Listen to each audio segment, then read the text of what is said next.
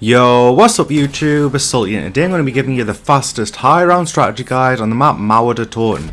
And this strategy is still going to be utilising the ether canisters. It's not completely patched at all. It turns out Treyarch tried to fix a weird AFK bug and they made it so that on random spots of the map you just get flung out of the map. And I've seen this happen in a lot of different spots. I've seen it happen in room 305 where I made the video on it explaining what's happening. I've seen it happen in the power room where I am now. And I've seen it happen like other random spots like next to the zip lines and stuff like that where people are camping. And the only consistent way that I've found to avoid this from happening in your game is just to stay away from the outside walls. It seems like if you stay near the outside walls for quite a bit of time, that's when it usually happens. I will say too, Treyarch are aware of this issue, so it's probably going to get fixed pretty soon. And chances are when you're watching this video, it's probably already fixed, so you won't have to worry about it. But without any further ado, let's get straight into the video. So for the field upgrades, you want to make sure that you run the ether shroud. You can switch through it later in the game via the creator class if you want to, but for the main high round strategy I'd recommend that you run this because the other ones don't really matter that much as you're going to be using the ether canister. And for the loadout weapon, that's his personal preference, it's up to you. Now one more thing, go in your controller settings, scroll all the way down to reload behaviour and change this to prioritise reload. This is just going to help you if you ever want to reload your wonder weapon and there's a grenade on the floor, you're always going to reload the weapon instead of picking up the grenade. Now when it comes to the doors, there's only going to be one that you have to keep closed, and it's the one right at the back of the power room next to the crafting bench. And last thing before you get into the strategy itself, you want to make sure that you complete the Easter egg all the way up until the point where you get to use an ether canister as your field upgrade. So once you've done this, pick it up and take it all the way back down to the power room, and now we can finally begin the strategy. So for the early rounds of this strategy, I'd recommend that you purely just focus on building up a little bit of salvage just to make sure that you never run out. You don't have to do this for too long at all, to be honest. You're only really doing this just to wait until the zombie spawns get up to speed to the point where it gets efficient to use the war machine. You can get a lot of kills quickly with it. So I'd say do this up until about round 40, round 45. You can maybe push it around 55 like I'm showing you now, till when you get to the health cap.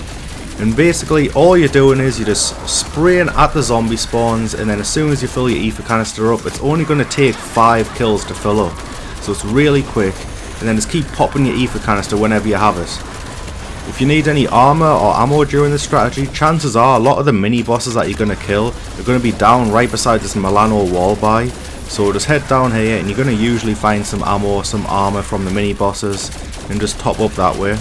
But if you do need to get full armor, then just drop your canister, and you can always pop your ether shroud that you have in your back pocket to safely go to the armor stand that's outside this room and buy armor that way.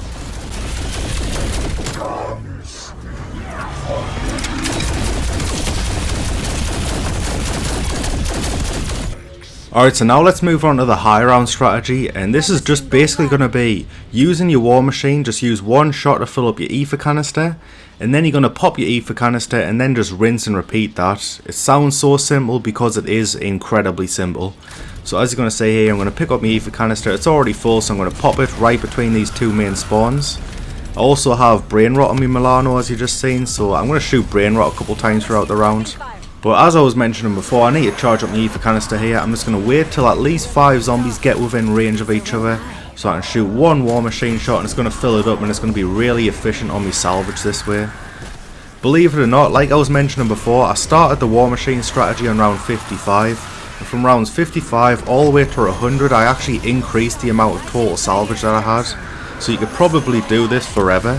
However, I do think a lot of that salvage was coming from the bonuses that you get every 5 to 10 rounds. I'm not sure if you get them every 5 rounds where you get a lot of salvage as a bonus, but I know for sure after every 10 rounds you get a big bonus. So I think it might have been a little bit because of that. Therefore I've got a secondary strategy that you can do that's really easy as well, just in case you run out of salvage. And I'm going to get to show you that after this round. So you might have noticed already that I keep putting my war machine away. And the reason for this is because if you pop the ether canister whilst you have the war machine in your hand, it's not going to do anywhere near as much damage as if you had a regular weapon in your hand or a wonder weapon. For example, if you pop your ether canister whilst you have the war machine in your hand and there's a mini boss nearby, it's only going to do like 10% damage to the mini boss.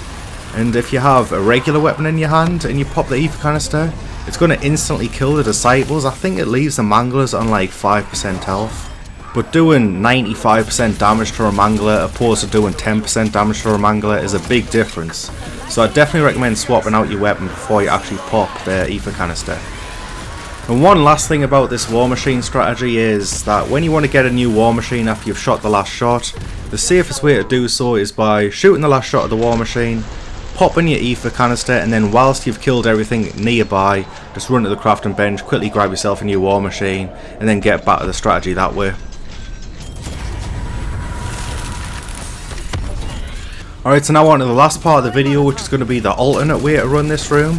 And as you've just seen, I've just thrown a Molotov all the way at that back spawn. That back spawn is going to be kind of the annoying one to kill because it's the furthest spawn away. And when you pop your ether canister, it doesn't quite reach that back spawn. So what we're going to do is we're going to prioritize killing that back spawn with the Molotovs. And then that Molotov alone is pretty much going to charge up your ether canister, but just to speed it up a little bit more, I'm going to pre-aim this right side window. I'm just going to start raining fire with my wind weapon at this window. And doing this, you're going to charge up this ether canister like 4 times within that one Molotov's lifespan. So make sure that you keep popping your ether canisters as you're getting them, killing the spawns in front of you and behind you as quick as you can. And then from that point, right when you think your Molotov's about to go, you're going to have like a 6th sense to it after you do it for a while. You're just going to save your last ether canister so that you can safely reload your wonder weapon, and then once you've done that, pop your ether canister. It's going to make everything clear around you so that you can safely throw the Molotov at the back spawn again. Now when you run out of Molotovs, you basically want to handle this exactly like how you handle getting a new war machine. So just pop your ether canister, then buy some more Molotovs when there's no zombies around yet, and it's going to be the safest way to do it that way. Worst case scenario, if you can't get your ether canister filled up or something like that, just throw a decoy and then just go back to the strategy that way. So doing this is actually going to be a little bit quicker than the war machine strategy. So this is going to be the fastest strategy on this map as of right now, unless they actually patch the ether canister, which they might do. But anyways, that's going to be it from me. So if this video helped you out, be sure to leave a like. If you're new, subscribe, and I'll catch you in the next one.